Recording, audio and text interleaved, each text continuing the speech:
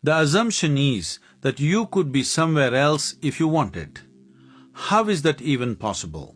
The present is the only place that you can be. If you live in this moment. If you die in this moment. This moment is eternity. How are you going to escape it, even if you try? Right now, your problem is that you suffer what happened 10 years ago, and you suffer what may happen the day after tomorrow. Both are not living truths, they are simply a play of your memory and imagination. Does this mean, then, that in order to find peace, you must annihilate your mind? Not at all. It simply means you need to take charge of it. Your mind carries the enormous reserves of memory and the incredible possibilities of the imagination that are the result of an evolutionary process of millions of years. If you can use it when you want and put it aside when you don't, the mind can be a fantastic tool. To shun the past and neglect the future is to trivialize this wonderful faculty. So be in the moment becomes a crippling psychological restriction. It denies our existential reality. Do only one thing at a time has become another popular self-help slogan. Why would you do only one thing when the mind is a phenomenal multi-dimensional machine, capable of handling several levels of activity all at once? Instead of harnessing and learning to ride the mind, why would you want to obliterate it? When you can know the heady joy of mental action, why would you opt for lobotomy, for voluntary cabbagehood? The other phrase that has hardened into cliché through overuse is positive thinking. When it is oversimplified and used as some quick-fix mantra, positive thinking becomes a way of whitewashing or sugarcoating your reality. When you are unable to process real-time information and control your psychological drama, you seize on positive thinking as a tranquilizer. Initially, it may seem to imbue your life with new confidence and optimism, but it is essentially limited. In the long term, if you deny or amputate one part of reality, it gives you a lopsided perspective of life. Then there is the time-honored business of exporting human well-being to the heavens and claiming the core of the universe is love. Self-transformation is achieved not by morals or ethics or attitudinal or behavioral changes, but by experiencing the limitless nature of who we are. Self-transformation means nothing of the old remains. It is a dimensional shift in the way you perceive and experience life.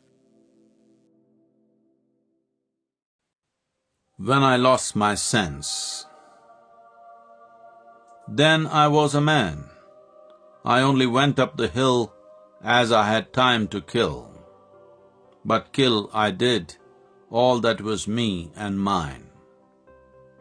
With me and mine gone, lost all my will and skill.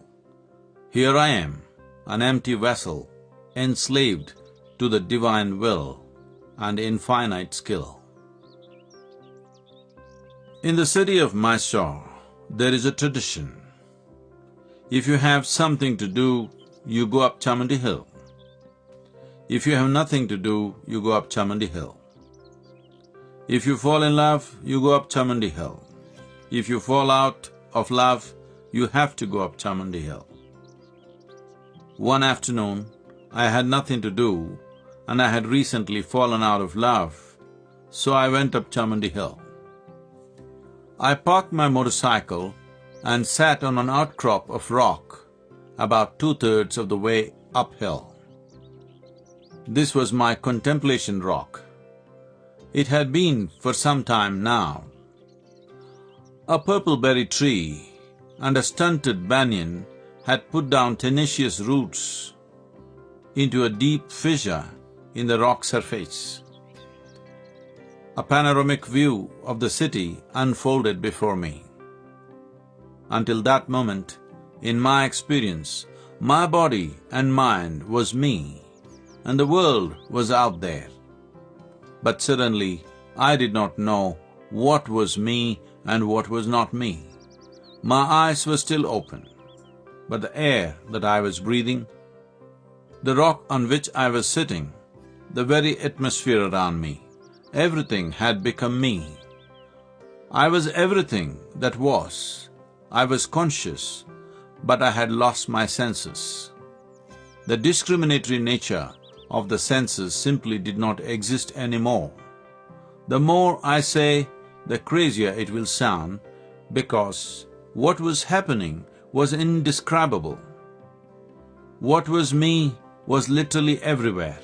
Everything was exploding beyond defined boundaries. Everything was exploding into everything else. It was a dimensionless unity of absolute perfection.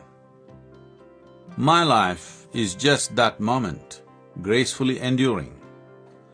When I returned to my normal senses, it felt as if just 10 minutes had elapsed. But a glance at my watch told me that it was 7:30 in the evening. 4.5 hours had passed. My eyes were open.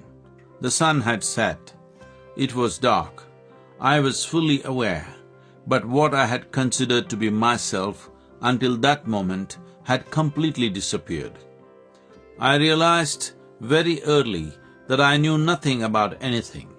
That meant I ended up paying enormous attention to everything around me. If someone gave me a glass of water, I stared at it endlessly.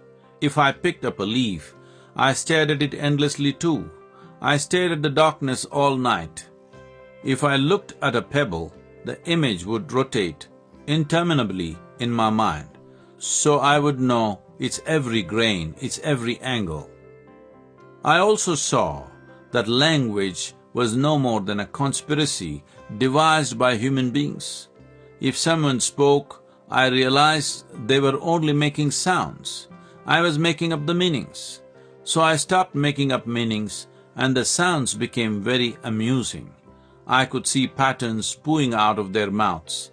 If I kept staring, the person would just disintegrate and turn into a blob of energy.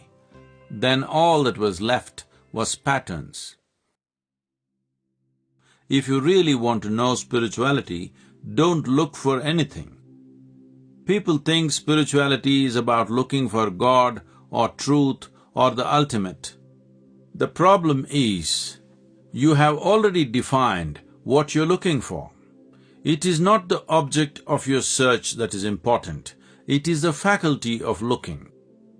The ability to simply look without motive is missing in the world today. Everybody is a psychological creature wanting to assign meaning to everything. Seeking is not about looking for something, it is about enhancing your perception, your very faculty of seeing. After high school, I embarked on a self-study program at the Mysore University Library. I was the first person there in the morning at 9 and the last to be shooed out at 8:30 at night. Between breakfast and dinner, my only sustenance was books. Although I was always ravenous, I skipped lunch for a whole year. I read widely from Homer to popular mechanics, Kafka to Kalidasa, Dante to Denis the Menace. I emerged from that 1 year more knowledgeable, but with more questions than ever before. Human beings are in different levels of experience and understanding, variety of people. Anybody who is not like you is obviously bad, isn't it? Isn't it so? Those who are not like me must be bad people. Because the basis of goodness and what you think is goodness is decided by you. No, you have no business to do that. Willing means this, I'm just willing. I'm 100% yes to life. I am not yes to this one, no to this one, no. I am just yes and yes to life. If you are 100% yes to life, you are a volunteer. Oh, that's beautiful. You have become a willing life. You have become so willing that you have no will of your own.